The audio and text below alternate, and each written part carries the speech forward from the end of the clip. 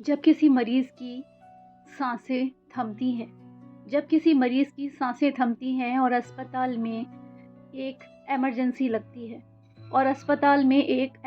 लगती है उस वक़्त एक नर्स सबसे पहले वहाँ पहुँचती है।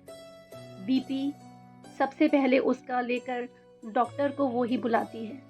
बीपी सबसे पहले उसका लेकर डॉक्टर को वो ही बताती है और सारा हाल डॉक्टर को मरीज़ का वो ही तो बताती है।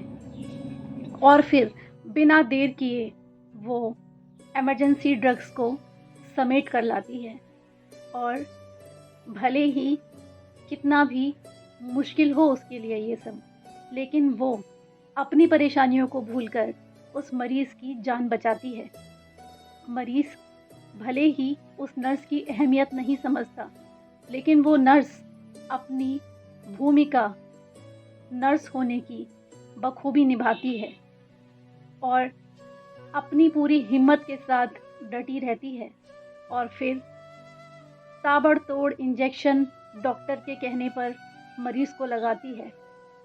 उसके बाद सीपीआर देती है और मरीज़ की जान बचाती है। फिर अगर वेंटिलेटर लगता है तो उसको भी वो खींच कर ले आती है और फिर मरीज़ की सांस में सांस आती है। तब कहीं जाकर मरीज़ को नई ज़िंदगी मिल पाती है। लेकिन फिर भी ये दुनिया नर्स को आज तक समझ नहीं पाई है और क्या है उसकी भूमिका, ये नर्स केवल वक्त आने पर ही समझा पाती है। और नर्स उन्हें अच्छी नहीं लगती, नर्स के बारे में वो बातें अच्छी नहीं करते, क्योंकि नर्स उन्हें बिना कुछ पूछे ही बहुत सारी बातें कह जाती है, उन्हें समझाती है।